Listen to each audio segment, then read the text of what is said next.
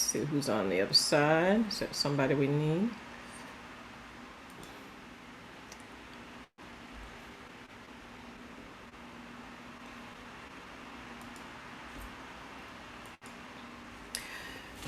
All right.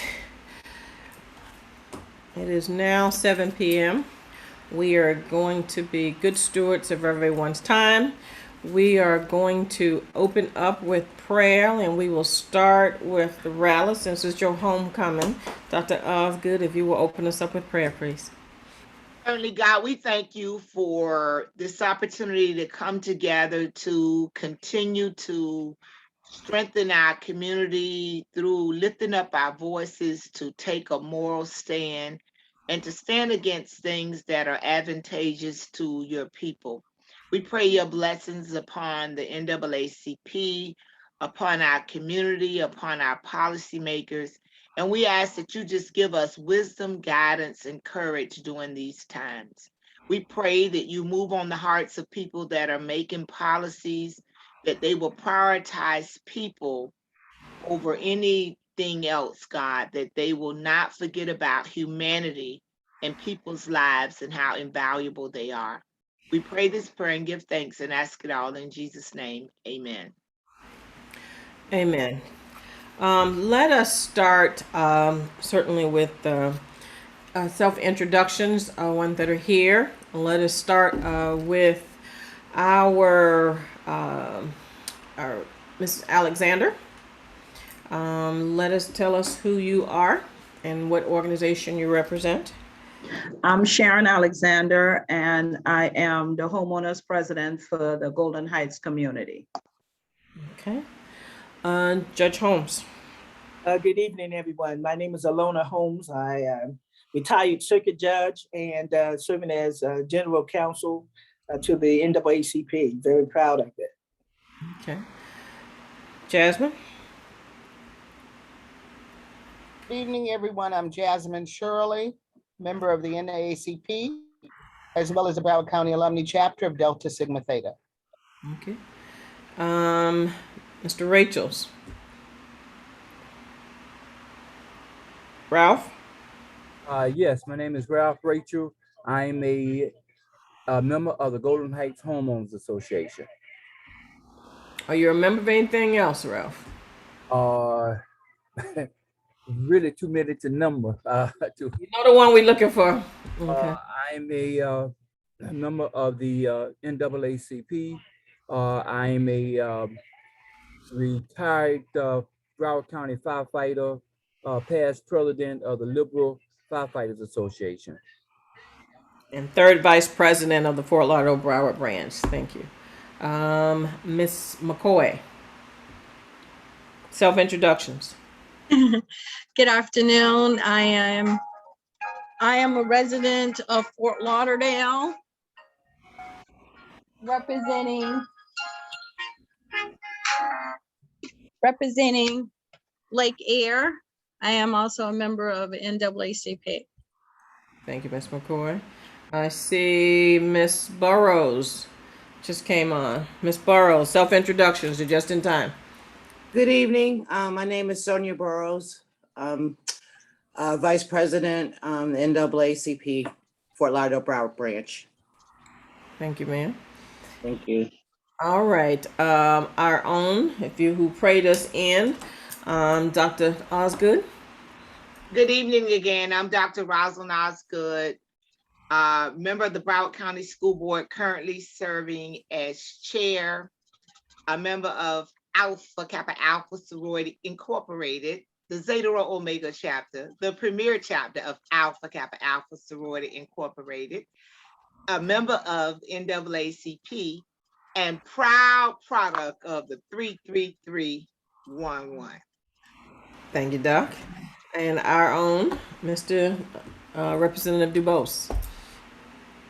Good evening, everyone. Good evening, Madam President. I am State Representative Bobby DuBose, currently the Democratic leader in the Florida House of Representatives, also a congressional candidate for Congressional District 20.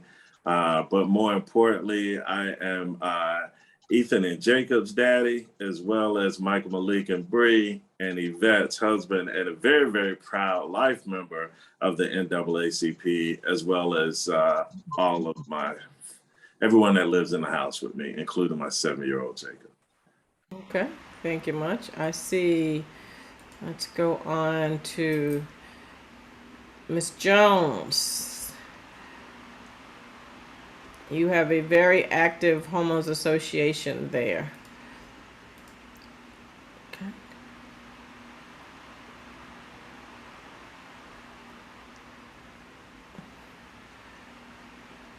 All right, Christine Jones. Self-introductions, please, ma'am. All right, hi everyone, I'm Christine Jones. I've been a resident of Lauderdale Manor for 42 years and a member of the Broward Democratic Party and also a member of the NAACP. Thank you, ma'am. All right, so here, I'm looking here. And so let's start with Miss Alexander. Miss Alexander, how did we get here? Well, and I guess I should have said I was affiliated with the FOPI and the AFL-CIO and a proud member of NAACP. So make sure I have all of that stuff in there. We got here because our commissioners from Broward County decided that they wanted to put a morgue right in the middle of our community. And at that point, they did not reach out to the homeowners and residents of this zone to ask our permission or even have a dialogue with us in terms of how we felt about something like that being built in our communities. Okay, give us the timeline, Ms. Alexander. Well, I found out about it in late November of 2019.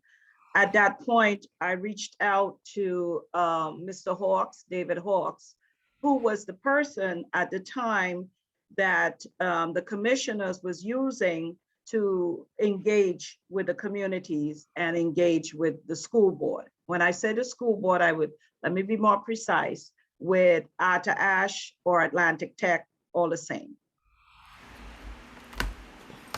So at that point, I engaged him, I called, I got the information, I contacted him, let him know how I felt about it, asked for him to come and meet with the homeowners and residents of Golden Heights. And at that time, also the homeowners president, Beverly Ingram, reached out to him, asking him to engage the homeowners and residents of Golden Heights. We never heard back from them till 2021 of this year. We did not have a meeting with them until May of 21 of this year. So we had no input. And most of what all the communities, the surrounding communities, they went to Rock Island, they went to Lake Air, they went to Dillard. These communities said to them that they did not want this. These were the communities that they reached out to in late 2019. However, this was all conceived way back in 2016, prior to the purchase of the land in summer of 2017.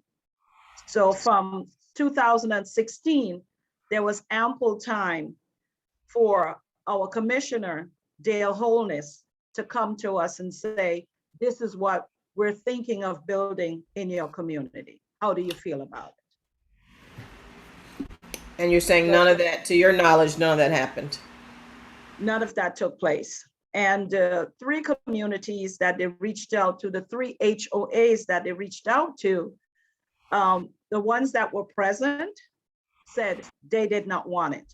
And at the time when it was presented to them, it was not presented to them in a manner that they would understand exactly what was coming into the community. It was all fluff, it was frills, it was all, oh, we just, this is just happening and it's just going to be, some slides, but it was not in depth in terms of explaining to them exactly what it is was going to be happening in the community. Okay. So I was told shortly after I found out about it. I actually found out about the project from Judge Holmes, who found out, I believe, Judge, from Art Kennedy. And at the time, as I asked folk, they said that all of the elected officials who have the area in their districts, to include Dr. Osgood and Representative DeBose, were understood, knew about it, and were in agreement with that. So I was later told that that was not true. So, Dr. Osgood, what say you? You know, it's interesting that people just lie. You know, this whole Donald Trump spirit is just running rapid all over the United States of America. The school board sold this property with no conversation about what was going to be done with the property. We have no partnership, no signed agreement. I personally never spoke to a commissioner, county staff, or any consultant about this project. I am a person born and raised on Skid Row. I have family members all over Broward County. A lot of times I don't tell y'all who they are because I like to know what y'all saying about me when I'm not present. But there is no way that I would agree to take that piece of land that is so critically important to developing our community, stimulating the economy, creating opportunities to generate wealth, and use it for a medical examiner's office. I was in a conversation with one of my colleagues today who was explaining to me that there was not going to be any dead bodies in the business. So I said, in the building, I said, where do you have a medical examiner's office and you don't have a dead body? That's what medical examiners do. I'm not a doctor, I'm not a scientist, but I did go to school. I graduated from Broward County Public Schools, where I know that the medical examiner deals with dead bodies. I asked what's going to happen when they get ready to dispose the bodies. If somebody's body is not claimed in 2 or 3 years, that body has to be disposed. I never had a conversation with anybody. And for those that are having conversations now or wondering where I am on this, I think that you all can agree. I have no problem speaking up, speaking out, and articulating my position. I think this is bad for our community. I think it's going to cause trauma for our babies that just happen to be right next door at Rock Island School. All those precious people that live in Rock Island community, which I'm proud of, and I call the gov in that community because a lot of us grew up and spent a lot of time over there as well. I just think that, first of all, we got to stop the lies. I think that there should be some accountability. The people that made this decision, they owe us an apology. It's a big level of disrespect in this. Normally, as a government, if you're going to have such project, you do a needs assessment. It's our money as taxpayers. Normally, you go to the people and you dialogue and you have conversations with them about what the needs of their communities are. But a lot of times in government, there are people of color that's on staff and on the dais, which don't mean that they know the community or that they're connected to the community. But the people around them listen at them and allow them to be the voice for the community. When they don't live there, they're not connected to the community. And you know what, Madam President, I'm not going to go off about this. I'm just going to say, I would not want that facility next to my house. And the same way I feel about me and my children and where I live is exactly the way I feel about the wonderful people in my community. My love for them, I would not want them to have anything that I wouldn't want for me and my kids. This is ridiculous, and we got to stop passing the blame. And whoever made this mistake, they got to be responsible. They got to own up to it, give us an apology, and work collectively with us to move forward and not push something else on us. I've seen people die with Wingate. I live near the Trunk incinerator where me and many of my family members have experienced cancer. I remember those atrocious mosquito trucks that they would send through our community that would spray all over the streets. Everything would be white as we were out there playing. We continue to get these kinds of things dumped on us, imposed and pushed on us. And now that we're pushing back and there seems to be a refusal, we're gonna look somewhere else to put it. Why does it have to be over here? You know, I don't want to start getting crazy in my thinking, Judge Holmes, and think that people just think it's okay to just kill off more Black people. You know, I'm really praying that, you know, that's not a part of the motive. I'm really trying to give grace and say that it was just a bad decision. But it's hard when nobody will own it, that it was a bad decision, that they ignored the public, they didn't come out to us. We have to start there with that apology and then try to move forward. So again, I had no conversation with any county commissioner, county staff person, consultant for the county, they mama, they grandma, they auntie, or they uncle about this project. Thank you.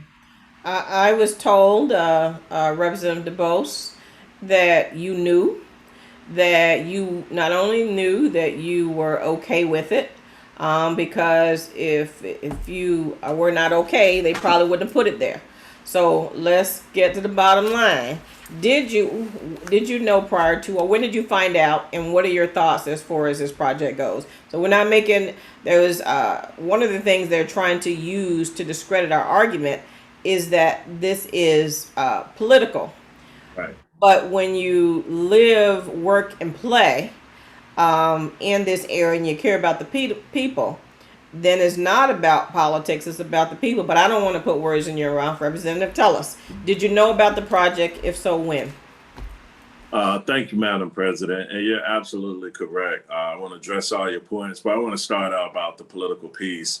And that's where it's always challenging because, you know, when you think about this Congressional District 20 race, you know, I'm the only candidate that lives in this neighborhood, that lives in the 33311, that lives in this surrounding area. So as much as I wear a political hat as elected official, I take that off, you know, when I'm home and I'm a resident, I'm a parent. And so for me, you know, I really found out about this thing once I started canvassing and campaigning and knocking on doors and people were talking about the Morgue. You know, I served locally and things are usually handled within your jurisdiction. It's up to you and your leadership to go out and provide a platform and engage other elected officials. When we had major things when I was at the city, you know, we had some things we had to fight on, from extending 6 Strong, when we had the issue with the grocery store and all those things. I talked to the state rep, I talked to the school board member, I talked to the state senator, I talked to the congressman who represent those areas. And so they knew because they have a connection and a conversation. So you can't say that you hired somebody and you gave them a list and told them to go out. That's not, you have culpability for what is done within your district and jurisdiction. So I did not know. I am not okay with it. Never would I be okay with it. Again, you know, we have, as Dr. Osgood spoke about, Wingate, and something we need to talk about as well, because now that is in private hands and they want to develop, and there's some stuff going on there, but we'll stick to the topic at hand.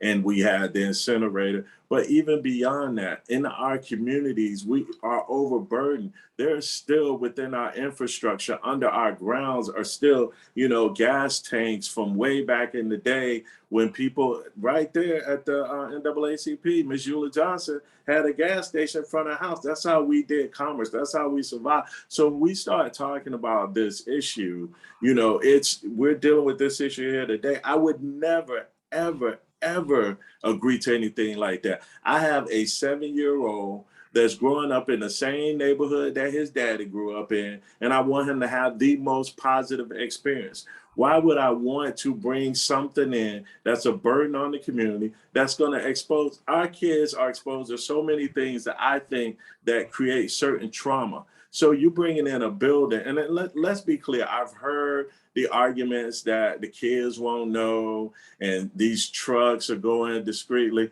One thing I know about our kids, because I used to be one, we're very resourceful. And if they get wind, I could guarantee you there's going to be on Instagram, Snapchat, or something showing somebody's coming in and out. So just even the idea that it's there is problematic. And here's the bigger picture. We can run down the list of different reasons why it shouldn't be there, nature school in the community, all these things. But at the end of the day, I would think that our elected officials, our county commissioners would be very sensitive to hear our cry.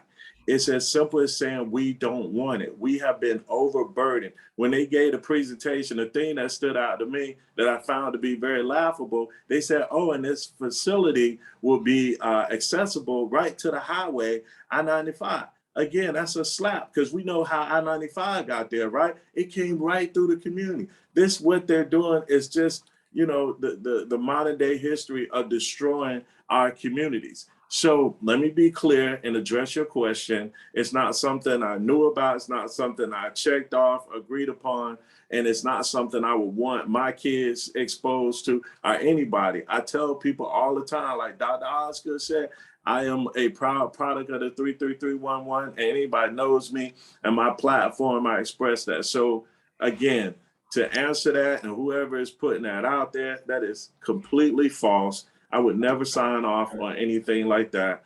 And so I hope that I'm very clear in my position on that.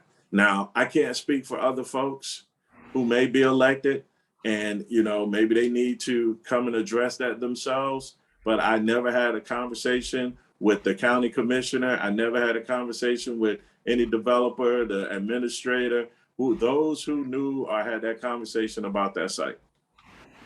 Thank you. And so I mentioned earlier that I initially found out from Judge Holmes. And Judge, can you share your conversation with Mr. Kennedy?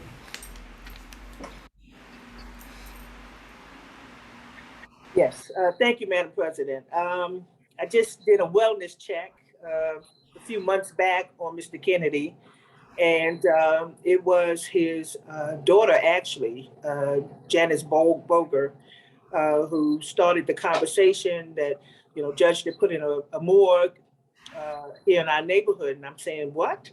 I said, I don't even think that's zoning proper. And so we began to talk, and I asked Mr. Kennedy, had he been approached? He said nobody told him about it, but they had this big glossy packet with pictures and everything in it. And they're showing it to me and everything. I wish I had taken it.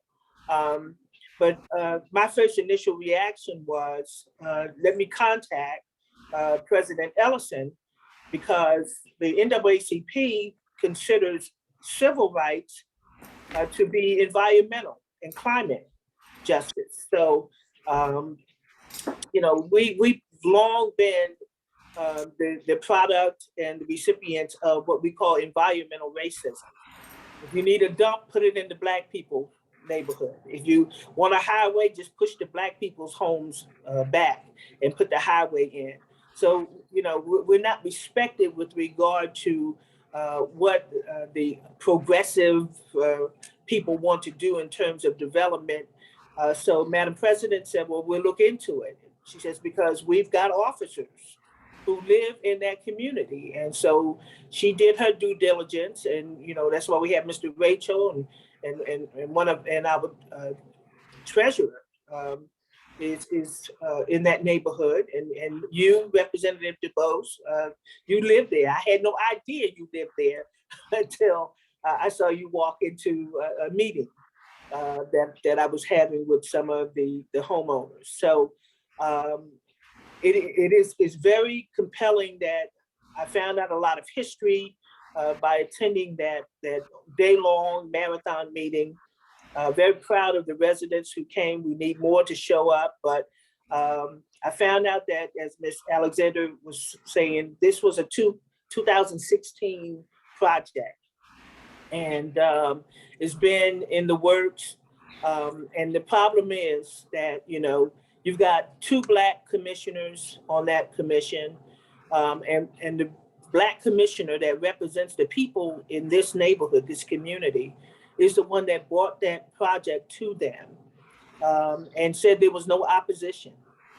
They went out and bought the land from the school board. And then they started hiring people, developers, and people to come in to start working on it. And so their bottom line is, I'll just get to the crux.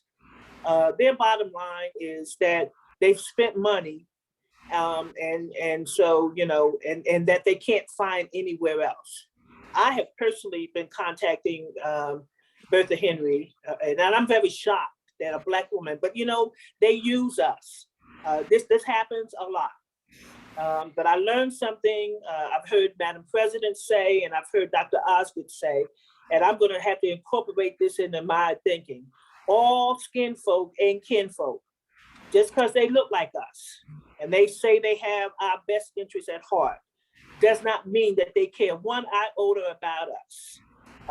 So for Black people to just buy into this and sell it to a white commission, their colleagues, so their colleagues are thinking about the outlay of money. And then they're saying, well, there's no place else in Broward that we can put this place. I've given some suggestions. They either tell me that it's too far away from the courthouse. I said, well, 31st and 19th is too far from the courthouse too.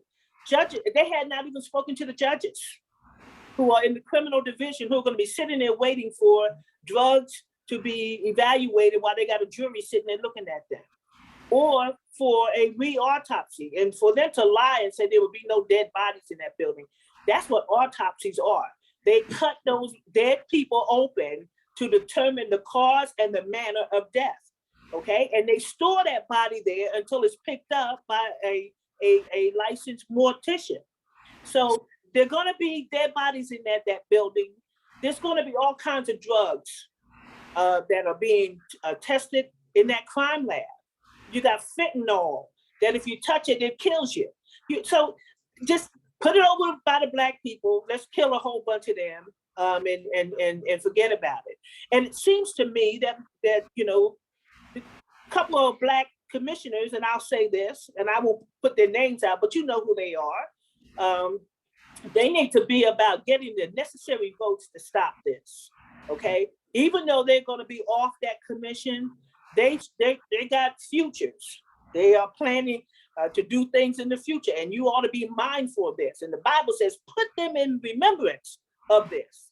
So they seem to say, well, it's done. We're not going to be here. And Bethle's leaving in March. So she don't have really anything to lose. She don't live there. And then for the sheriff to come in and say, I wouldn't do anything to hurt my people. Well, you don't live out there, brother. Okay. I'm closer to your community than he is. All right. Amen. So the skin folks ain't kin folks, but the NAACP is here, and we're going to help, and we're going to do whatever we need to do to stop this. But you know what? Like I said, it's lawful what they did, but it's just awful. Okay. And y'all got to remember the people that were involved in this, that put you out at peril. And I will say that because I've gone to funerals of young lawyers that live over in that Wingate area. It was just mind-boggling that they were growing tumors the size of grapefruits. So it's a debacle, it's a shame, it's awful. And so you all have to continue to be vigilant. You got to show up at every meeting like you did, and you need more than you had there. But I applaud that you all were patient, okay? I'm so proud of you. You were passionate in your telling the commissioners, how this is harmful to you. And then, you just have to just stay on top of it. But I am just appalled at the Black people who get in office in this county who think it's okay to do people that look like us the wrong way. And we're the ones voting them in. So y'all think about that. And I'll be here to answer any questions that you may have. I'll do my best. Thank you, Madam President. And let's just not, be talking in code and all that. We're talking about the only black commissioners up there, Sharif and Wholeness. And let's just be about the business here. Mr. Morrison, where do you live and what is your stake in this whole situation? Well, I live right next to Art Kennedy on 24th Terrace, right across the street from Sharon. And when we first found out about this, we were completely shocked and dismayed that they would do this. And the thing that really got next to me was when we found out that there were black members on the commission, the county commission, and there are people on the city commission that knew about this going forward. And they were responsible for this. So the thing that really bothered me was that we have black folks that have moved out to the suburbs, and that was one of them. And we have this diaspora that moved out to the suburbs and whatnot, and we just lost connection with what we have here. And we trace all of our roots back to Africa, but I mean, these are our true roots in these neighborhoods, Wholeness and Sharif and Tony, I mean, they don't seem to have any connection, or they've lost connection with these neighborhoods. And it just really bothers me. I mean, especially we went to one presentation and Bertha Henry was saying that I feel your pain. Well, no, you don't feel our pain because you don't live here. And she's saying that she has 2 sons that go to Dillard, and I guess that's supposed to be her. They used to about a decade ago. Right. That's her connection to this community. So I'm just glad that everybody's on board, that we will finally we're able to get this out. And we got some publicity, we got some TV time and coverage. And we got newspaper coverage. Sharon and I, we were able to get that op-ed in the Sun Sentinel. And from that, we got some coverage from public radio. And from that, we got coverage from Channel 4, Channel 7. And we were able to kind of get the word out there. So I'm just sort of glad that we are beginning to push back. And hopefully we can stop this, because it's a travesty. I mean, it's a travesty. I mean, beyond travesty, what they're doing to this neighborhood and what they've historically done to this neighborhood. I can remember when we first moved here in 1952, they had a sewage treatment plant right there at Sistrunk in 21st Avenue. Mm-hmm. And the smells from that thing were ridiculous. I mean, you couldn't. I mean, it was just intolerable, really. And that was supposed to be state of the art.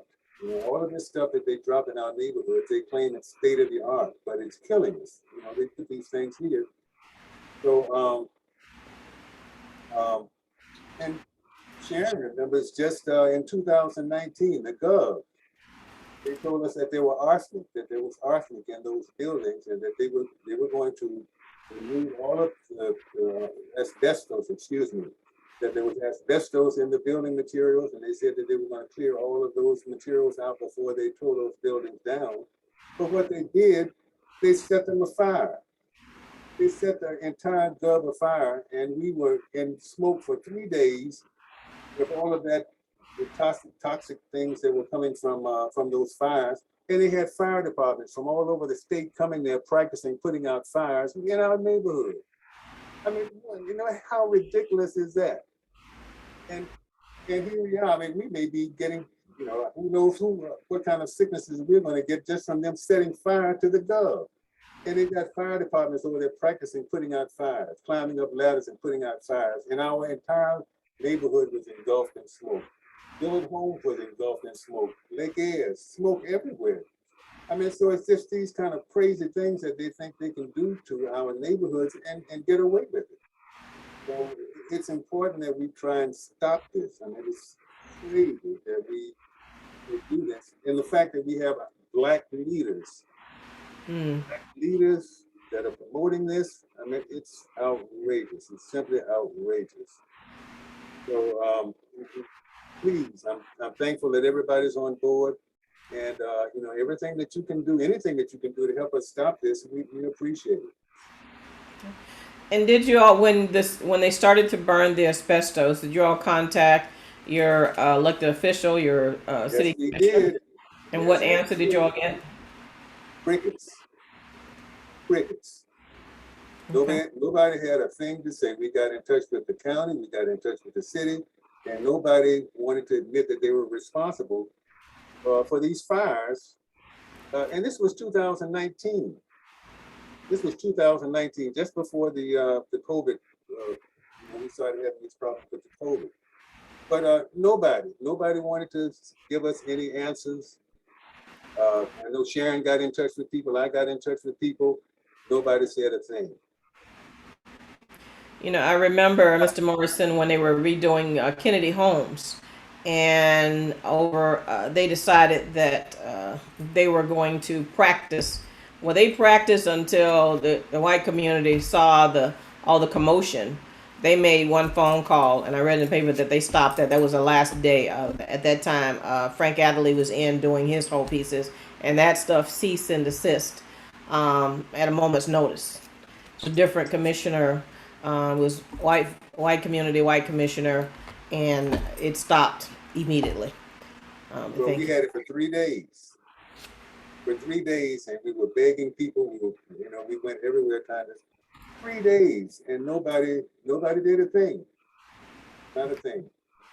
And thank you. Before I go to you, Mr. Alexander, let me hear from Christine Jones. I know that you have been active with emails and phone calls and contacting folk.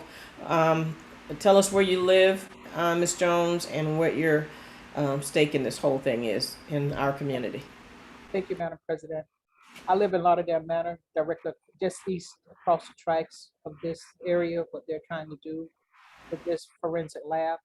And I didn't find out about it until, believe it or not, September of this year, when I got an email from one of my friends. She said, I hear y'all finna put a morgue over there. I asked, I said, what the heck are you talking about? So I called my homeowners president. She said, I don't know anything about that. She said that Dale Holness had been at the homeowners meeting in September. I didn't go to that meeting. And he brought them out a list of stuff as to what he's going to do, the background and the history of what this place is going to be, the BSO crime lab, and it went on and on and on. I got a page full of stuff. He didn't sign it, so she told him to take it back and sign it. They brought it back and signed it. And one of the things that they talked about was, they always talk about it's a pathway.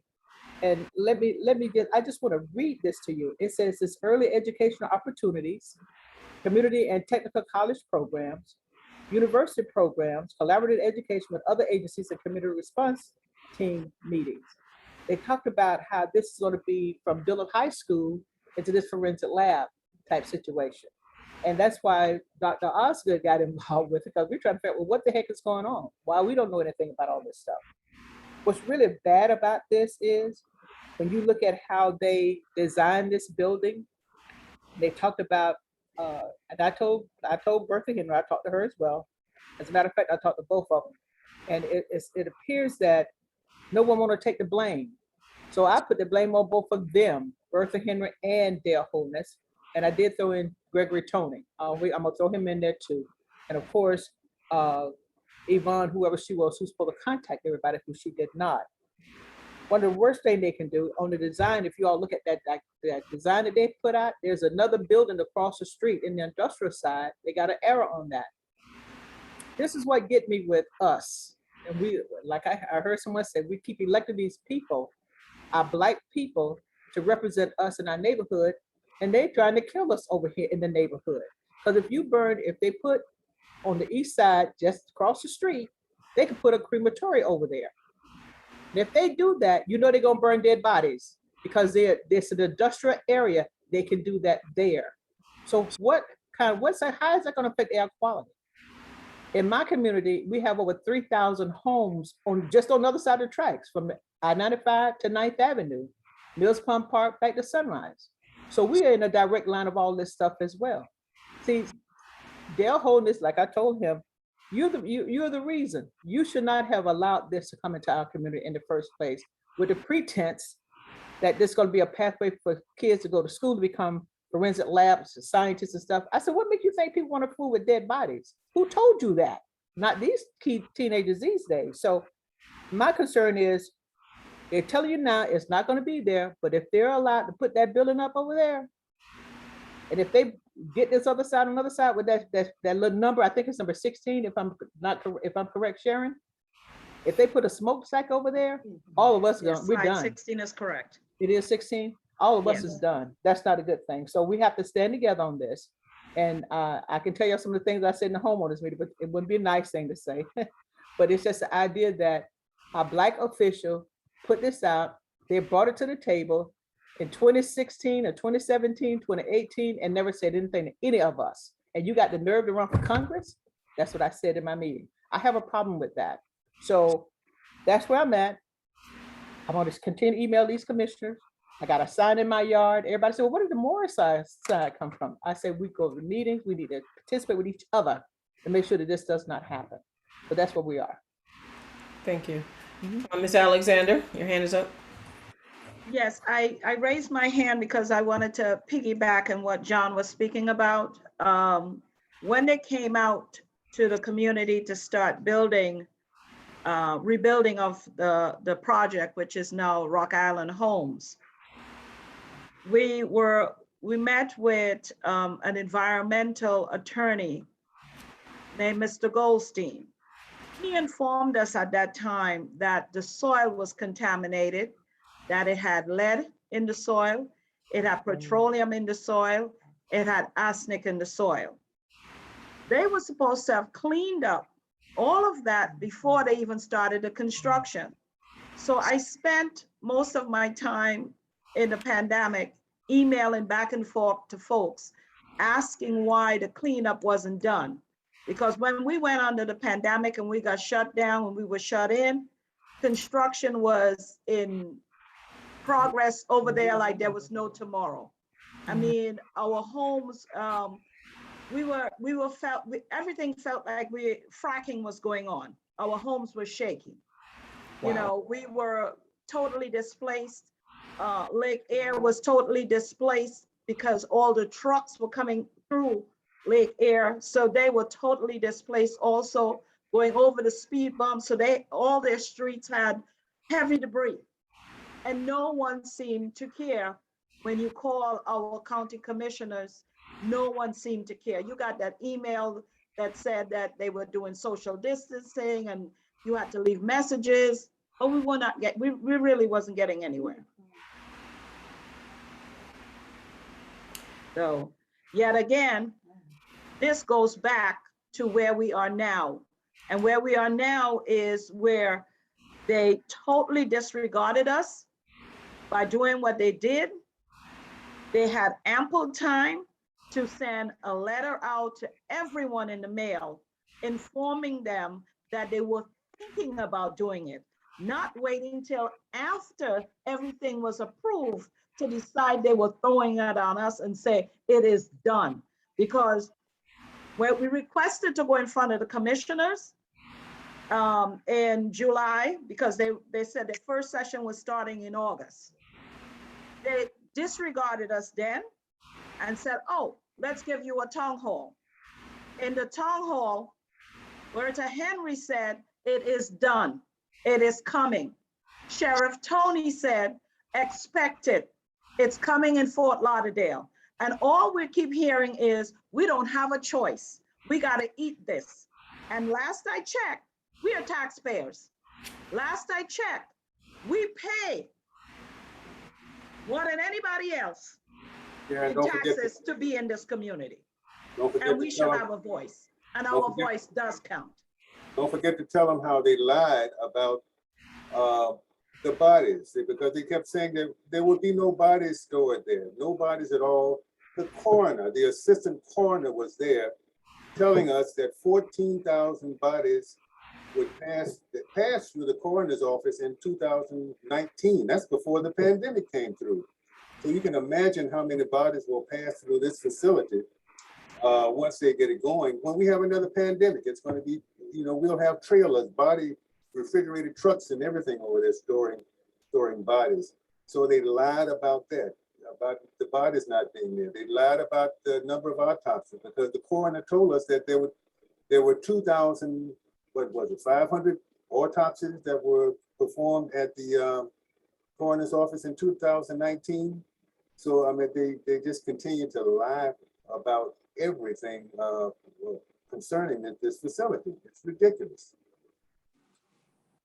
Ms. McCoy, let us hear from you.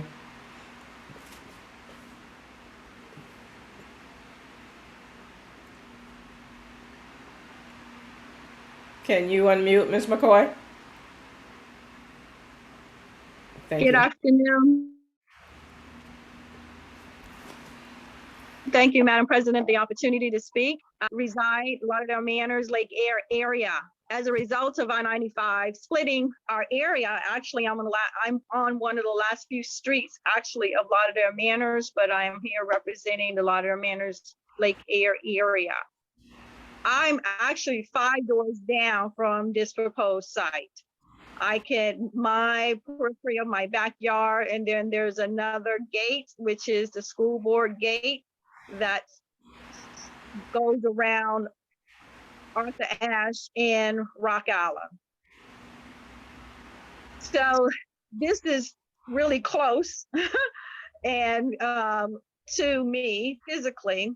And I unfortunately have to state that but for actually Miss Alexander walking the neighborhood and informing me, that's when I heard about this.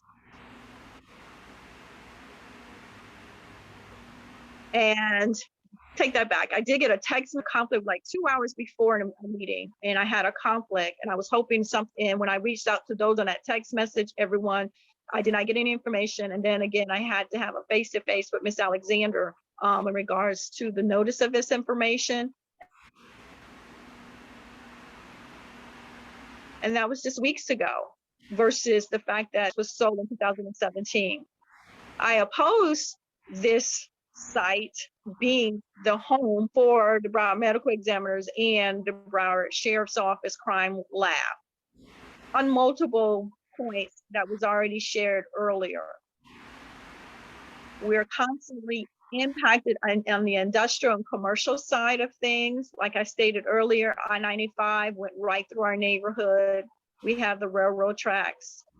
I can just go down the list of all the industrial that is in the periphery of 23rd Avenue and 19th Street.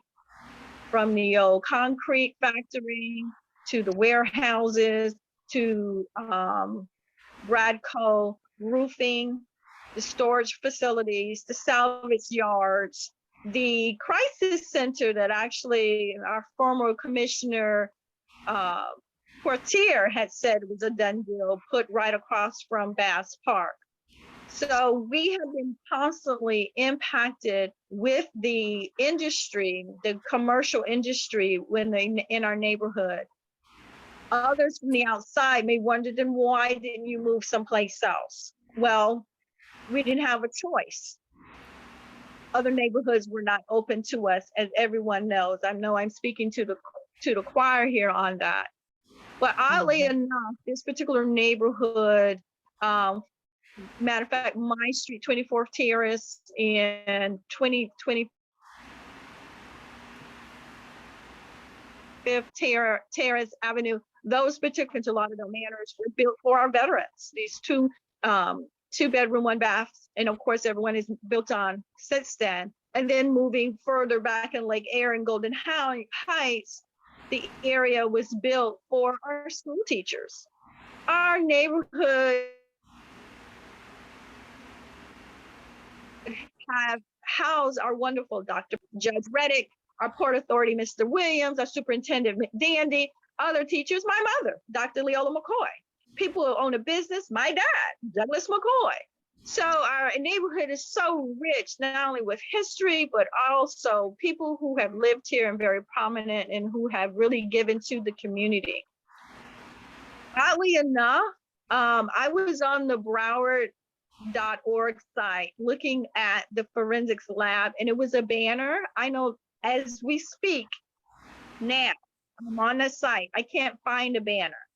I did a search for the forensic information. I can't find it. It seemed to have disappeared, or Satan is really active in finding out what our arguments are, and they're pulling that data down.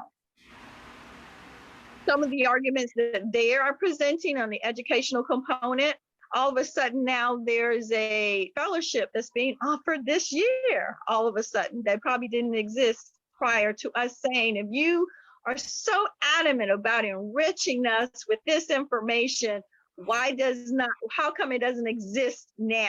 Why does it have to be in my backyard for you to keep me quiet on an educational component by saying that you will have classes for Dillard, a performing arts school, or for Arthur Ashe, which is the medical? That I don't understand.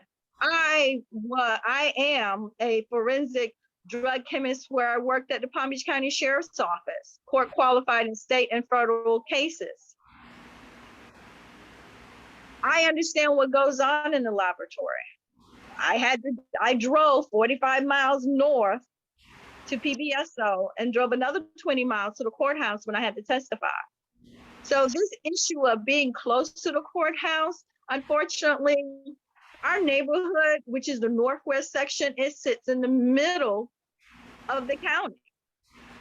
So we're constantly going to be bombarded by our county officials disregarding our taxpayer money, which is what I had said and stated to them is the same money that they pay for the infrastructure. We too participate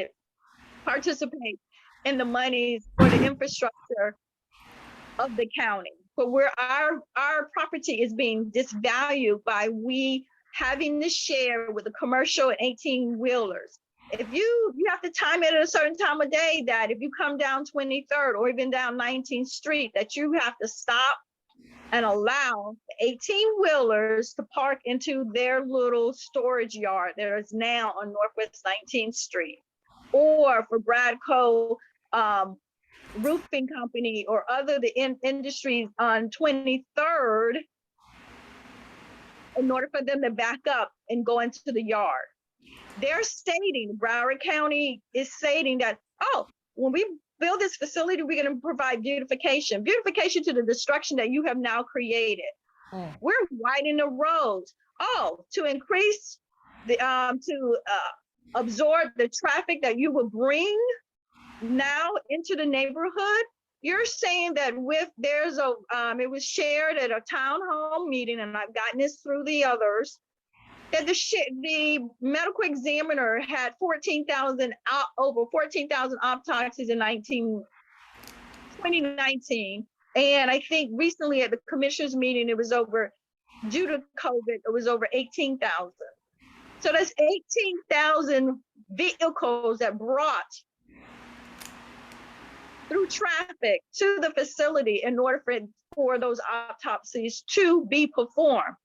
That does not account for the numbers who have died either in their home or in the hospital, and the family has not chosen a funeral home. Where do they go? They go to the medical examiners, and to a funeral home is chosen, and then they leave again. So those particular numbers does not account for, again, the increase of traffic. Oh, they're going to help us with the beautification of the traffic that they have now created. And they talked about having a bike route down 23rd. The things that they're saying to help us are as a result of the damage that they're going to constantly impact us with. Well, let me just say, Ms. McCoy, to the person who put in the chat, why don't we address the other issues?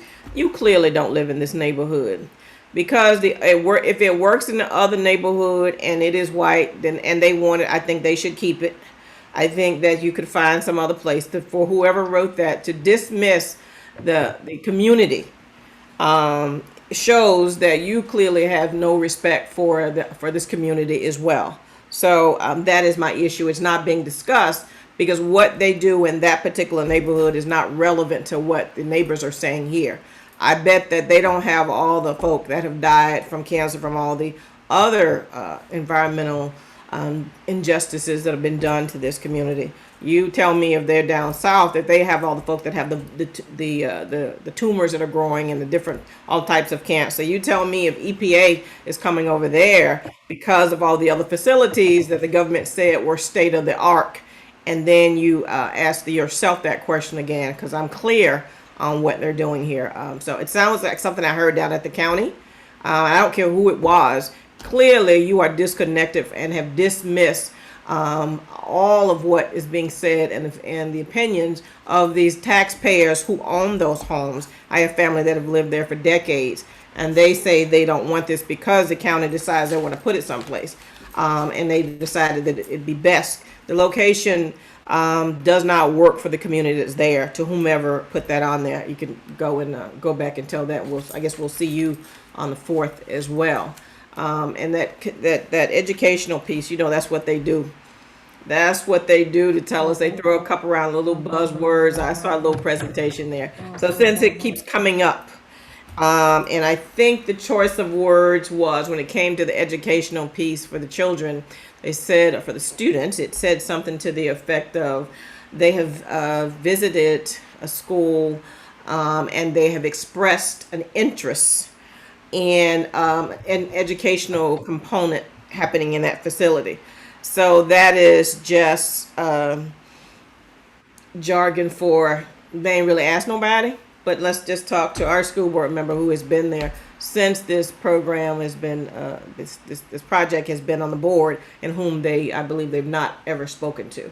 Tell us about what would have to happen before all these things that they claimed that were already in place were actually put into place, Dr. Osgood. Thank you, Madam President. So anytime someone is doing something, they want to partner with the school district, they approach the superintendent, who brings that item to the board, first in a workshop format for public input. The way that the school board process works, that is according to statute, you have to have public input at workshops. Then there are agenda items that the public get an opportunity to speak on as well. But what you have in this space, and it's a part of your life when you serve as a school board member. Serving as a school board member and being a school board member is a position that I believe is the highest disrespected elected official position in the entire county. You always have everybody else that know more about the schools and what's going on in the schools than you do. And a lot of leaders, for whatever reason, will go and talk to teachers and other people at different levels of the school system who are not the ultimate decision makers for policies and for programs. If principals have programs that they want to implement in their schools, they have to bring it to the board for public input and for approval, because oftentimes funding is attached to it as well. If we're going to bus kids off campus, who's going to pay for that bus? The kids can't walk from Dillard down the street to this forensic lab. We have those kids in our preview. We are responsible for them. So there needs to be some conversation about the transportation of the kids back and forth. The kids at Arthur Ashe, many of them attend Ely. We have a very strong nursing program there. When the kids graduate, they're ready to sit for their license. But we have systems in place. So if you go to any educator or principal or teacher and you talk about ideas and opportunities for kids to learn, they're going to listen and they're going to be interested. But there is no partnership with Broward County Public Schools. We have not been approached by it. I'm not surprised that I was never talked to about it, because I'm just the school board member that represents District 5. And a lot of times it don't matter to people until I start speaking out like I'm speaking out now, and they think that I should be quiet, but I won't ever be quiet when it comes to people, especially Black people and Black children, and I think somebody doing something to harm them. So this is something that they attach to whatever they're doing, because they know that we're sensitive to the education of our children. They know that certain things we will give way to if we think it's going to help our kids. Miss Alexander is a strong member, a proud employee of the Broward County school system that worked in our ESC department and has for years and does a tremendous job. She physically works at Arthur Ashe. You know, when you hear us talk about economic development, we know we have over 300 employees there that could really use a restaurant and provide some economic engines right into the community right there on that site, and so on and so on. You can go look from 2017 to now at all school board workshops and meetings. They are memorialized online for public consumption. And you will never see this item being discussed or us having any conversation about it. We were not approached as a school board. I was personally not approached. Now, if somebody talked to a principal, a teacher, a cafeteria worker, or somebody that work at a school, they have the right to do that, but they are lying when they come back and say that it is a partnership. And let me just add this. Neither did I talk to anybody at the sheriff or any staff or consultant at the Broward Sheriff's Office either. Let me just tie the whole circle together. It is just a lie, and it's not right, and it lacks integrity for that position. That may be a thought that they had, but it was never codified in any type of written relationship, written document, or conversation with those decision makers at Broward County Public School within the last 9 years that I've been there. So yet another lie. Miss Alexander, your hand is up. I think there was a question for you in the chat as well. What would you like to see on the land with if Ms. Henry came back with an alternate location? Ultimately, what we would like to see is an urgent care. We are in the middle of Broward County in terms of location. We are an average 20 to 25 minutes away from any kind of medical attention. That is, I mean, it is mind-boggling when you look at a response time that needs to be no more than 7 minutes. And it takes us that long either to get to Broward General in the south or Holy Cross in the north. I mean, we have 80 to 85% elderly. We have a sick, aging, and dying community from all type of cancers, from the old incinerator that they had in the community. We have stuff in the soil that our children have birth defects from. I mean, you name it, we have it. So for us to have an urgent care, for us to have some doctor's offices, you know, all of these things, before childcare, all of these things in our community makes us a vibrant community. But placing a morgue brings no value to our community. There are $0 coming in. The people who will be coming there will be people that's coming from a different facility. So there is no job opportunities unless you're going to cut the grass or maybe paint or clean the building. So there is no shops that will be coming. So there are no restaurants that will be coming with any of the above. So there will be $0 staying in our community. And this is why we're asking, give the land, so let that last bit of land that we have, the last bit of vacant land that we have in our community, be used to enrich our community. So I don't think that's unreasonable for us to ask for. We are taxpayers, and we would like our taxpayers' dollars to go towards something that will uplift and build our community. Please tell me what's wrong with that. Thank you. And Absolutely nothing. I'm gonna, absolutely nothing. I'm gonna take a point of personal privilege. And we talk about Black elected officials that are constantly here, along with certainly Dr. Osgood and Representative Dubose. Gordon Weeks. Gordon. Yes, Madam President. Okay, I know this ain't involve you yet, but yet you're here and listening. So I want you to say a few words to the people. You know, I appreciate this, and I appreciate the NAACP and your leadership, along with Dr. Osgood, Judge Holmes, Representative DeBose, and so many others that are raising attention to this important issue. One of the things I have to tell you is I read that comment in the chat, and I was deeply disappointed by folks trying to suggest that it's leave it in, it's in a good neighborhood, or the courthouse is is moving from a prominently white neighborhood, so it should diminish the impact of the neighborhood they're choosing. I can tell you that this particular crime lab has had a history of issues in the past, issues where drugs have gone missing, issues where there's been issues on how chemists have handled drugs within that lab. And it is not far-fetched to believe that those issues will not or continue in the future. It is of great concern to a community where you put a crime lab because the nature of the evidence that's inside that facility and the nature of the evidence that can go missing from that facility, as has done in the past. It is a great concern to a community where you place a medical examiner's office.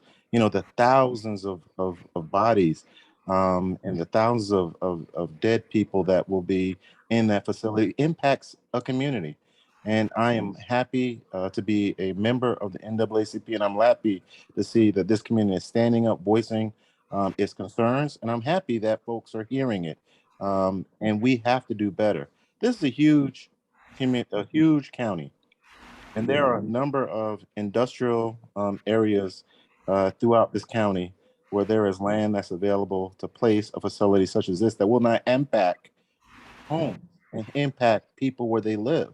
Why don't we find an appropriate place for these types of facilities rather than placing them in the backyards of schools, in the backyards of homes, in the backyards of people that are trying to have a better quality of life and increase their property value? Thank you. This does impact the criminal justice system. And I want to tell you, there are real concerns about crime labs and medical examiners' offices, how they impact communities. So keep standing up, keep voicing your concerns, and we too will be there to support you.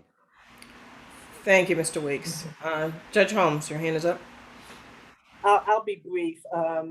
There was an anonymous question, anonymous asker in the Q&A, and I normally don't address anonymous people. I like to know who I'm talking to and who's asking me questions, but knowing the fact that folks can make up names, let me just say this briefly. The question concerns about why is this always about race, right? It becomes a racial issue when the intent cannot readily be, defined. And I instructed juries all the time that intent is a matter of the mind and is not capable of readily being, seen. So what do you look at? You look at the actions. And that's what the Supreme Court of the United States looks at.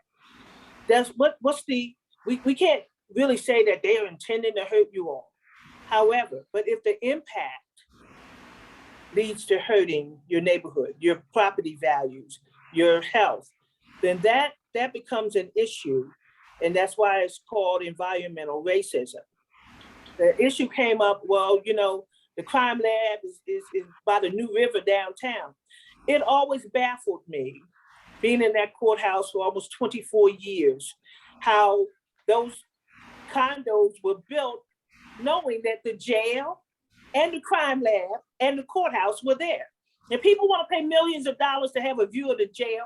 That's their prerogative. And also addressing that question, the crime lab and the medical examiner's offices are in separate places. They're not together. They want to put them together in this neighborhood, this community that is predominantly lived in by Black people who have suffered harm over the years with landfills, gasoline tanks, arsenic in their soil. So it's not always that we're talking about race, because that's not the first thing that I thought about. And that's why I said it could be lawful, but it's just awful. Okay, this community has already been divided because they wanted to put 95 up there. So if the folks downtown want to be downtown, they are paying millions of dollars for those properties, those condos. More power to them. But just so you know, in your edification, the morgue, the medical examiner's office, is in Dania Beach, Florida. Well, somebody says, well, That's a residential area. There's a mobile home park that came after that facility was there.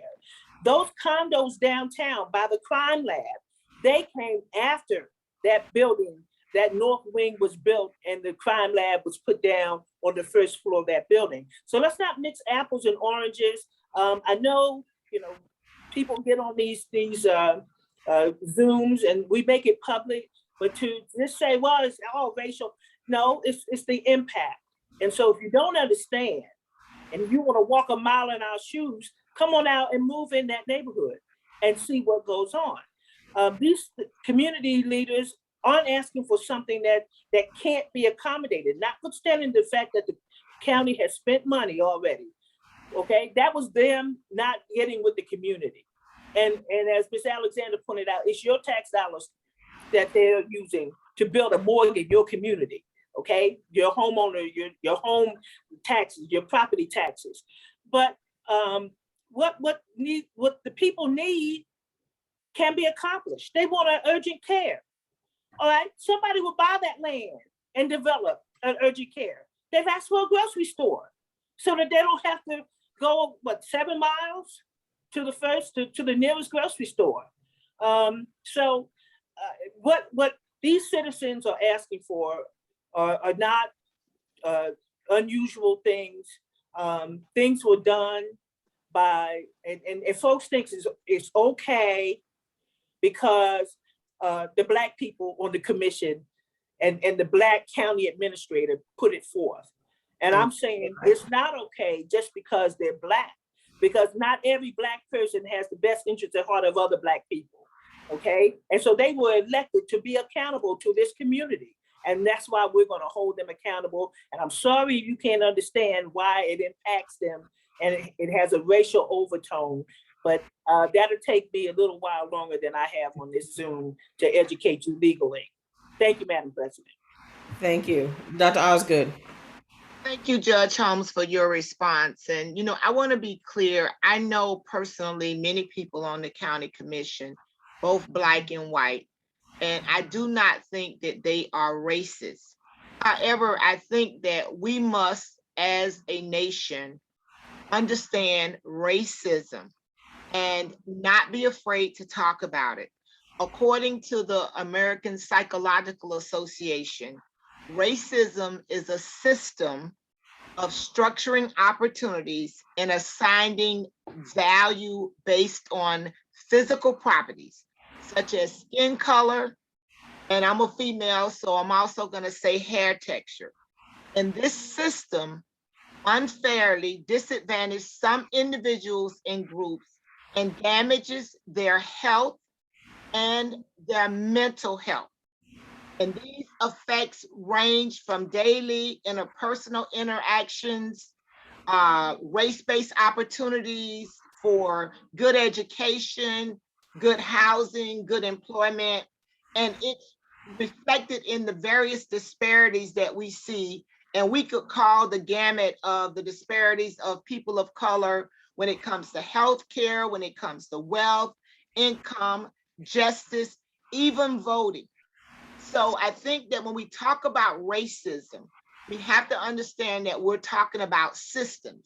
And when you are an elected official, Black, white, Hispanic, or Asian, and you are elected into a system that was there before you got there, a system of racism, you're not going to necessarily change that system, especially if you don't understand how that system disenfranchised and makes some people feel.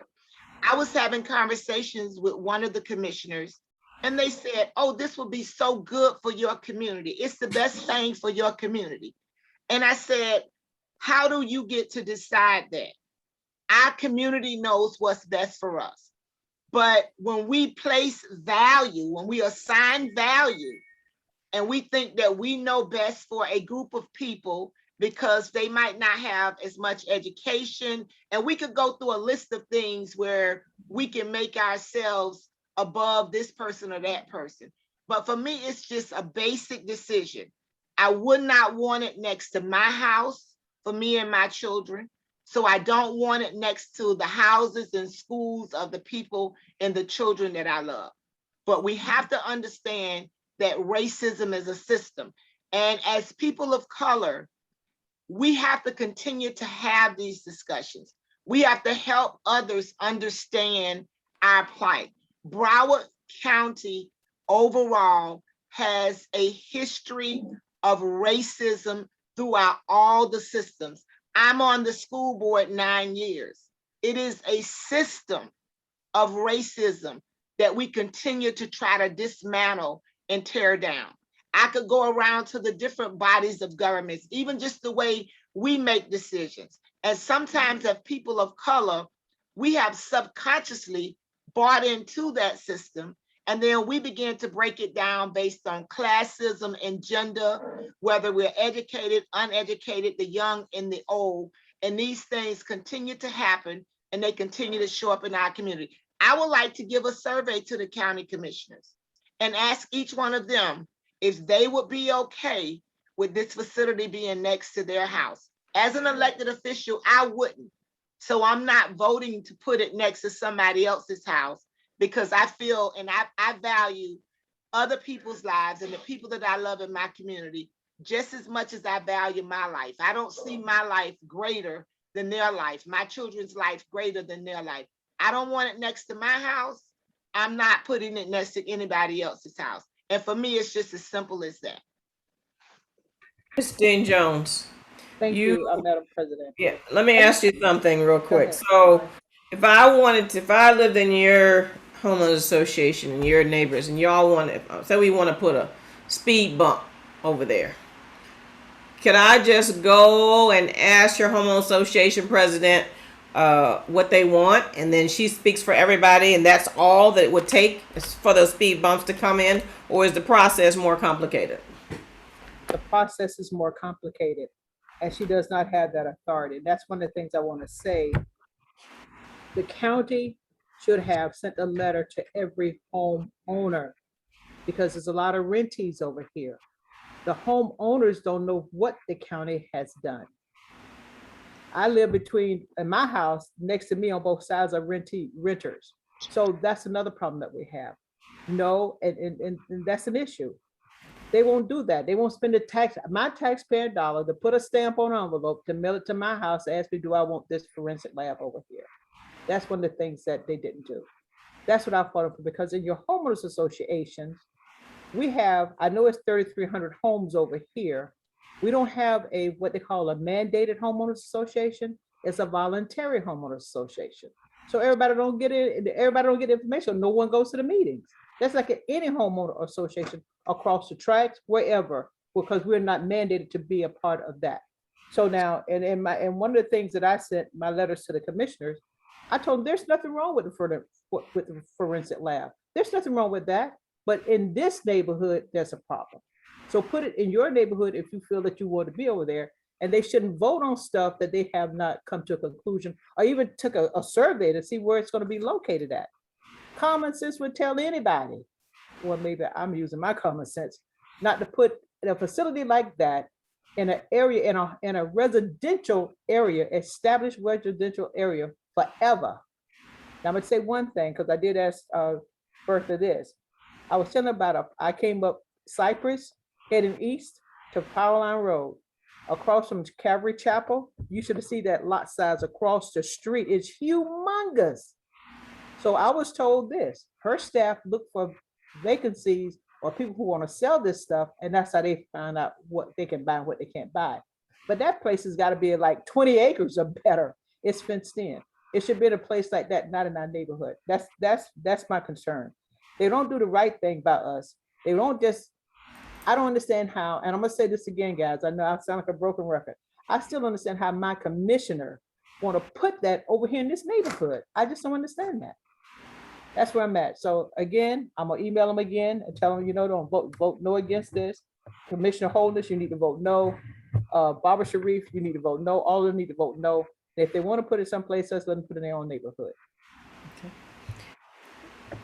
Before I go to Representative Bowles, let me just say this. Representative, There will be a special election next year to replace you in your seat. And I am happy to see that when I went to protest, I saw Daryl Campbell, who is, I don't know who will win. I just want whoever steps into that seat to stand with the people and know what the issues are. So I'm glad to see that you were at the protest. I'm glad to see you sat with us for those like 8.5, 6 hours down at the county, Mr. Campbell. So my question to you is, if you are successful, and none of us have a crystal ball, is it your position that you will stand with the community in fighting against having this morgue in this community? Thank you, Madam President, for the question, and thank you for having me on. I would definitely be standing with the community on this issue. As a matter of fact, I've been going door to door and talking with community members and listening to their feelings and their thoughts about this being built around their house. And so one of the things that I am loving, and I was there with the community when Bertha Henry gave that saying that we have no choice. This is already a done deal, so there's nothing you can do. And this is why we're holding this meeting, is because we want to let y'all know beforehand. And so the fact of the matter is that the community stood up and they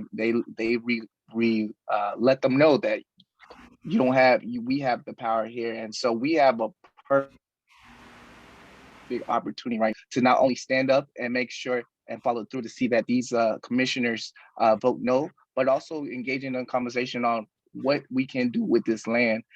We have the air. I think we can even push this even further in making sure that we get something built for the community so that property owners can see the investment. We can see the investment back into our students and keep our students here in incorporating not only whatever we put there, but incorporating the schools and the neighboring schools to be part of that. And so I'm all for the urgent care idea, and I would even push the issue and say we could put a hospital there and make sure that we kind of start building up our own nurses and doctors for the future. Thank you, Representative. And as we begin to close out, go ahead. Thank you, Madam President. I raised my hand earlier because I was going to respond, but the good Reverend Doctor went before me and kind of, because I wanted to talk about the racism piece, and everything that was said, I agree with. But I think in this current climate, we got to have those bold conversations. I think that it is about racism. I think that, too often in so many different avenues, we see two Americas. We see it with criminal justice, with George Floyd. We saw it with immigration, the way that this country responded to individuals, to our Haitian brothers and sisters, because they look like us. And the response was very reminiscent of the past. Again, history should teach us. And so what it is showing us in America is that we still have two Americas. And so again, on this very issue we're talking about, I see it in the light of two Americas, in the sense that you come to a community that has history time and time again. There's no getting around that there is an issue when it comes to decisions and race. So again, when we approach this, we can't tap dance around it. That's been the problem in this country. We have to call it out. We have to have the bold conversation. We have to list all those factors. What Judge Holmes said, I agree with them, but I also think that we got to take the bold stance that Dr. Osgood has stated, and we have to have the two together. We have to have those conversations, because if not, the next project that they try and push, they'll again wrap it with opportunities of job and education. But we understand it's a lot easier too for them to come into our communities and try and force things down on us, because they have a history of that. And when we're having this conversation, I'm not sure who put what in the question, but what it made me think of, as we come together and we stand, we know historically they always will get someone who looks like us to be the counter. So I'm very curious as to who put that out there. And if you want to make such a bold statement, again, you should stand up if that's what you believe in and it's coming from your place, and stand up in your community and have that conversation. We don't have the luxury here to not talk about this in a greater space, because my desire is, as we move forward on this issue, that we don't stop here. You know, several of the folks speaking on this panel have mentioned the other things that are in our community. You know, we talk about environmental justice and we talk about, you know, big corporations and moving forward. And I tell people, when it comes to the Black community and we're talking about environmental justice, we got to start with the history, because we have not cleaned up our communities. We have put caps over them that have met standards that are 20 years old or 30 years old, and people are still dying. So what we have here, I think, is the beginning of something so much bigger. And I think we need to have the conversation, because there's stuff going on with Wingate. I know we're talking about the morgue, but folks, people are still being affected. There's still high levels that they're finding of dioxin and fish tissues. They've sold it. They're getting ready to fill the rock pit, which is going to bring up sediments that may contaminate the groundwater again. So as much as we, and listen, and as Black elected officials, as Dr. Osgood said, we are coming into a system, but I think that we should all be charged. There are certain things that you just have to keep your pulse on. You have to keep your finger on. You have to keep your thumb, your foot, or whatever it is. And certain things like what we're dealing with now with this morgue, Wingate, and things of that nature, it's your responsibility.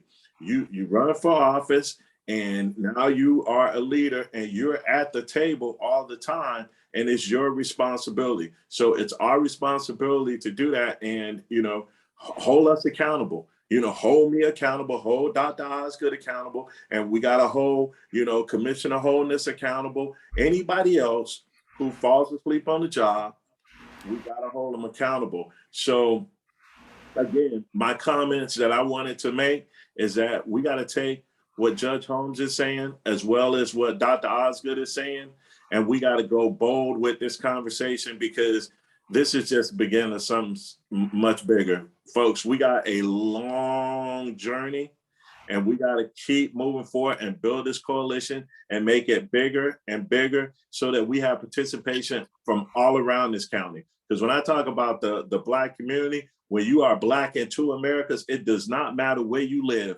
What happens to Black folks affect all of us. Thank you. We are going to begin to close out. So let's have a 1 minute comment we'll start with Mr. Morrison, your 1 minute closing, sir. I'm just very happy that so many people are getting involved. I'm repeating myself, but I think that's very, very important that we're shedding a light on this. And you know, as they say, sometimes when you turn the light on, the roaches start moving around the hide. So I think we turn the light on, and people are taking notice of what's going on here. And if we allow them to destroy our communities, you know, as they have been doing for the past, you know, decades, they're dropping things in our community, and if we let this continue, they're going to destroy these communities, you know, traditionally Black communities, and this is where our roots are. So I'm just very, very happy that we are getting leadership and people speaking out on this. It's very, very, it makes me feel hopeful that we will be able to do something about this. Thank you, sir. Ms. Alexander, close out by telling us next steps, meaning where is the next, when and where is the next protest, and when are we going to be at the county commission meeting for this vote? Well, our next protest is tomorrow. It's at the site, which is at 1625 Northwest 23rd Avenue at 5 p.m. Repeat that. Everyone, 1625 Northwest 25th Avenue That's right in front of the site. That's Okay. tomorrow afternoon at 5 p.m. Okay. We're urging and we're asking if everyone could share the petition to get folks to get on there, sign the petition. The more we get the numbers up on the petition, the better it is, because they are seeing that folks are saying, we are not in agreement with this.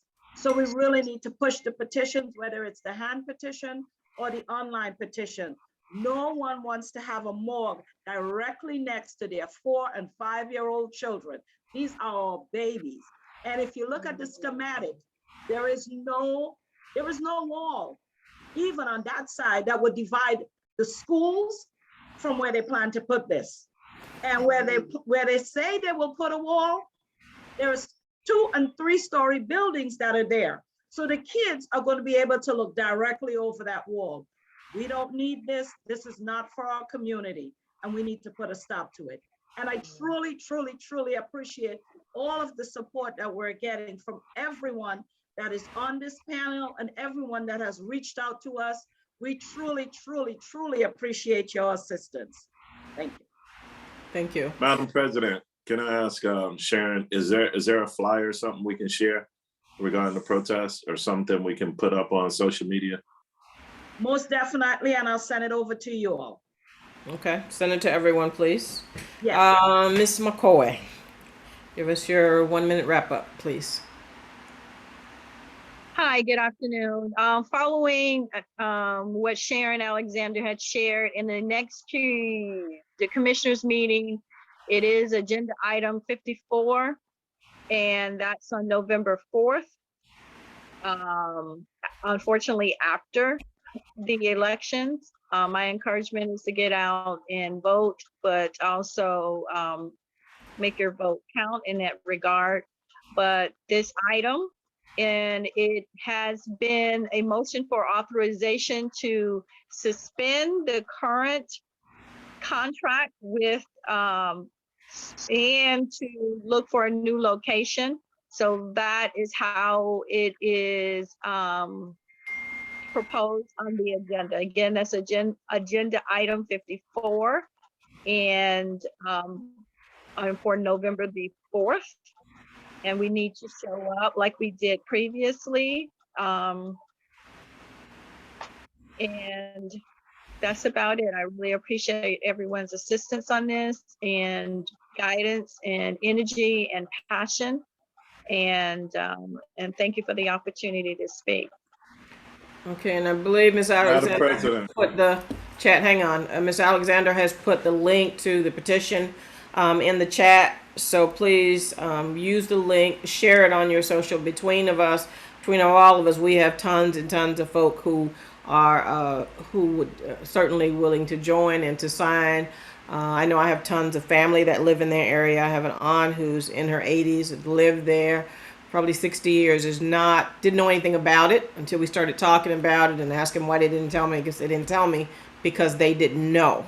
And so, yes, they know they don't want it. And yes, they're upset that nobody bothered to have respect enough for the seniors in that community to just ask them what they thought. Yes, Representative DuBose. Madam President, I hate to keep doing this, but to Ms. McCoy, do we know if the item is time certain? I know the last time, because it was a amendment to, and they said their rules wouldn't allow for that. Do we know if it is? If not, can we get with our district commissioner or whoever to request that it's a time certain? Because last time we were there all day and we had seniors there, and I thought that was a little problematic. I said, God bless them, and they did a phenomenal job, but there is a way to manage that. And so if it's not time certain, let's see if we or whoever, Sharon or whoever, see if we can get a time certain on the agenda. Let me do this before you ask. I see that there is a Dale Holness on as an attendee. If this is indeed Commissioner Dale Holness, and you can answer that question, will you just raise your hand? If you cannot answer the question, or if this is not you or someone just using your name, just don't, and we'll know how to proceed from there. Guess that's a no. Okay, Ms. Alexander. If you know.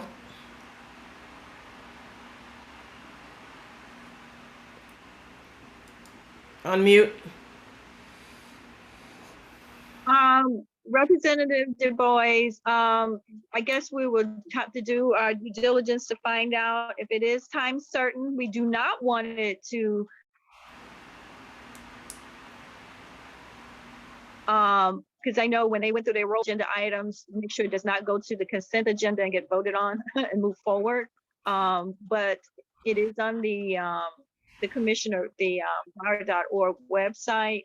And that's how I was able to locate it. And apparently this was an agenda item that was brought by Wait. Commissioner Holmes. It was not a motion to reconsider. It was a motion to suspend construction. Is that how it's being done? It's not a motion to reconsider? No, exactly. That's not what we were told. Well, the way it is written, it is said it's a motion for authorization. It is to suspend. And actually what happened, those words were coming from Ms. Henry, because it was brought up not to, it was a discussion post the last commissioners meeting to not throw away all the work and monies that were done. I get that part. I get that. There was two separate things though. So there is no motion to reconsider. You're saying you've scanned the agenda for the 4th, and there is no motion to reconsider. It's just a motion to halt or suspend. Right. It's to suspend the contract. The contract. If I'm sorry, my audio went out. It is a motion. It is crouched as motion for authorization, and the verbiage on that for the agenda item, it states that to suspend the contract and at the very end for relocation of the facility. Okay, thank you. All right, Judge. Yeah, that came from the mayor, Mayor Geller, as to whether or not they could even stop. And then that's when they talk about there's a clause that they can do it for convenience. And they're trying to find out what the dollars are, the dollars and cents for that before they even consider reconsideration. So I don't know how. That's strategy, because the dollar amount has almost doubled since we left that building at about 6:30. So that's staff, and that's that strategy that they're using to say that they cannot redo that, because I think the latest I've seen was like $11 million.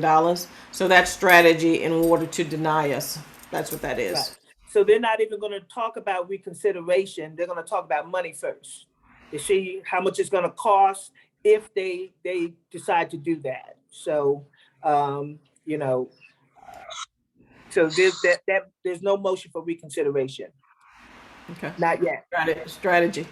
You finish, Ms. Alexander? What I was saying is, as far as I know, there is no time sensitive, no time set. Yes. Okay, thank you. Christine Jones, 1 minute.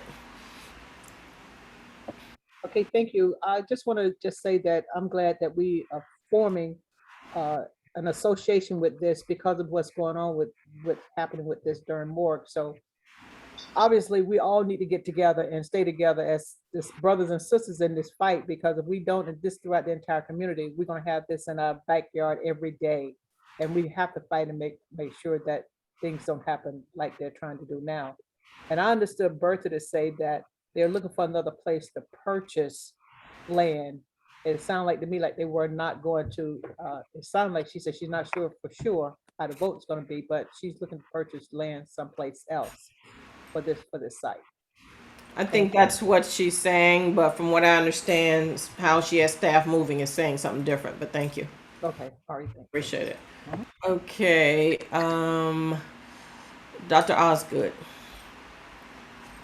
I just want to say thank you to the NAACP. Thank you to our state representative and all of our community members. Together, we can continue to fight for what is in our best interest and the best interest of our kids. So thank you to all of you, Miss Alexander, Mr. Morrison, all of you, Miss Jones, and let's just continue to make our voices known and continue to think about our children. They're in a very critical time right now, and this is how we show them love and support, by standing against these things that are going to be damaging to their future. Thank you. And let me just say that if you, we say that we honored our beloved Congressman Hastings. We say that we respect his work, but we're not voting like it. And one of the reasons why folk are so quick to dismiss us is because they know we have a tendency to not show up at the polls. And so they don't respect us and neither our vote, because most of the time they figure we don't vote in these things. So make sure that you talk to your neighbors when it comes to voting. The numbers for our district, for Congressional District 20, are dismal. Whoever you're going to vote for somebody, the candidate of your choice. If you're not voting, you're letting someone else choose. Please make sure that you get with our neighbors and ensure that everybody is able to vote. It's very sad and embarrassing when you look at the numbers of folk. And this is, I think there's only one black congressional district that's blacker than this one. I think that's Frederica's. So no reason why we are not going to the ballot box. There's just no reason. If you have not mailed your ballot, don't mail it. Take it to the supervisor of elections office. I don't care what Joe Scott says. Mail it on Friday. You're going to be all right. You are not going to be all right. I did talk to our attorney today for the state conference, and I asked the question if, because ballots are taken a couple of weeks and many times in order to get from Broward down to Miami to the distribution center and then back. So if you have people who have sent in their vote by mail ballots, and you check on ballot track and they can tell whether it's arrived or not, and come Tuesday, hell, I might even do it Sunday, and your ballot is not showing that it has been received, I would then slide on down there to the supervisor of elections office and then vote. Only one is going to count.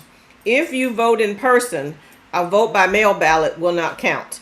If you send in your vote by mail ballot and it arrives after you've cast a ballot in person, it's not going to count. You only can vote one time. But don't listen to bad advice and mail it later than today, because there is no telling when your vote by mail ballot may reach, or if it will reach, the supervisor of elections office. I have spoken to our folk that are working in the post offices, and they're being discouraged from sorting as we usually do, as they do rather, sort those to try in an attempt to stop them from going to Miami, but instead to send them to Aldridge in order for the supervisor of elections office to get them. That's not really happening. And so we're struggling to make sure that people are gonna not mail it, because I know that, I guess somebody said to Mr. Scott, it's not a good idea to bash the United States Postal Service. Well, I don't work over there. I just telling people the truth. You all know that the leadership at the Postal Service has they've moved to slow down first class mail. That is what our ballots come in. So if you haven't already mailed it, complete it and drop it off at one of the early voting sites. If you have already mailed it and you check for ballot track, you check and it's not there, slide on up in there and vote. And only one of them is going to count, because you have got to make sure that you cast your ballot. Respect the congressman and the work that he did in your own community, and cast your ballot. Because the people that are running, all of them, not just the ones on here, they're watching. And it's true. You don't vote, you don't count. They anticipate us not going there, and you're not. You're doing this. You're talking, but you're not voting. So your vote certainly is your voice if you mean business, and just make sure that everybody goes. All of our kids and grandkids, just please make sure that they cast their ballot. Sorry for that little information, but we're struggling with the numbers. It is just too long. Somebody said it takes 3 to 5. Let me tell you something. It may used to be, but I know people that requested vote by mail ballots, and it took weeks, literally. And then we have folk who have the letters that say, and the letters arrived late. I would have liked to have been more clear from the supervisor of elections office that said that they need a last four digits of your social or your driver's or your state ID. Many people are confused by that, thinking that the supervisor of elections wants their social security number, or that he wants your state ID or driver's license number. This is Senate Bill 90. This is the Saints is a result of him being. It's not him. That's not Joe Scott that wants it. What that says is, in order to vote by mail, if you did not sign up again in 2020, then your vote by mail request form has expired, and you must sign up again and include your last four digits of your social or your Florida driver's license or your Florida ID in order to get that. We get a lot of calls. There's a lot of confusion. Some letters even arrived on Saturday. Well, Saturday, by the time you get home figured out, it's too late, because the last day to vote by mail, do a request, was this past Saturday. A lot of confusion. We just got to make sure we go in and vote. No excuses. If you ain't voting, people aren't taking you seriously, and perhaps that's why they are so quick to disrespect our community, because you don't vote and figure like, what you gonna do? Seriously. One last, let's see, who did I get? Everybody. Mr. Morrison, we got. All right, and with that, I want to thank everyone at Miss Alexander. We will be in touch. We have some other planning to do, and some other things that we will discuss offline, along with Judge Holmes. Ralph Rachels, your hand is up. 1 minute, sir. Thank you, Madam President, for responding to the call to action. One of the things that I wanted to, for the minute that I thought I would get, was that there are certain things happening in our neighborhood. For what I know of the county, they do long range and short range planning. And there has to be other things that they are planning in our community, and they have not said that. They placed us in a municipal service district. We don't know where the headquarters is, where to go, or what it actually comprises of. We know where are the boundaries, what does it comprise of? These are things that each and every time that I brought up in different settings, I've been cut off. I've not been able to get it totally out, or have I received an answer, not even from the county administrator, concerning this. I think this is important for us to know what's actually happening there and what we can expect for our future, and for the future of our community. Thank you. They call that accountability, or lack thereof, Mr. Rachels. Thank you, Mr. Third Vice President. 1 minute, Mr. Campbell. Oh, thank you, Madam President. I won't need that whole minute. I just wanted to say it's a beautiful thing to be here, and there's power in numbers. And so me as a member of Kappa Psi Fraternity Incorporated, I'll be meeting with the brothers of the Fort Lauderdale Alumni Chapter on Thursday to begin talking to them how we as an organization can begin to start fighting this. And I will also be reaching out to the other social action committee chairs of all the Divine Nine, and ensuring that we make sure that our voice is being heard. It's quite concerning that that they worded it the way they did for November 4th. Like Representative DeBose said, this is going to be a long battle, but I'm here for the fight. Thank you. So if I understood you correctly, you are going to start with your own chapter of Kappa Alpha Psi Fraternity, and you will work with the social action chairs of the other 8 organizations to ask that they become involved as well. Is that correct? That is correct. All right. Thank you, sir. All right. And with that being said, we will now move to close out. Dr. Osgood, I think you're multitasking over there. It's our turn now. I like all your attention, like all of it and stuff, You know, when I get a call from one of my kids, Marsha, I Okay. have to respond. You So, are correct. God, we thank you for our community, this time of discussion, this time of information sharing. We pray, God, that you will just center and focus all of our hearts, that we will make decisions for others with our own selves in mind. Let us not be willing to put anything in any neighborhood or do something to impose upon someone else, something that we wouldn't want imposed upon ourselves. We pray your blessings upon our county commissioners, our county administrator, both our outgoing and incoming county administrator. We pray that they would have a level of compassion and sensitivity in their hearts. We pray for our community, God, that you will just continue to bind us together, allow us to draw closer to you and closer to each other. We pray though for those that are running for office, those that are on the ballot for this current election for Congressional District 20 seat. And we pray, God, that you would give us a leader that will have a heart like yours, a leader that will care for us and lead us and share information and position the community to be empowered. God, we pray for the NAACP that you will continue to bless our president and bless her leadership and bless and send us and connect us to members, that our chapter will grow in numerically and quantitatively, God. We thank you for the rich legacy of our senior saints that are on the line tonight. And thank you for all that they've endured. Thank you for their presence and their love for their community and their love for us. And then, God, we pray for those young people like Brother Campbell that's coming behind us. We pray that we will be good role models, good examples, good policymakers, that we would be individuals that they could mimic their behavior, their policymaking decision after.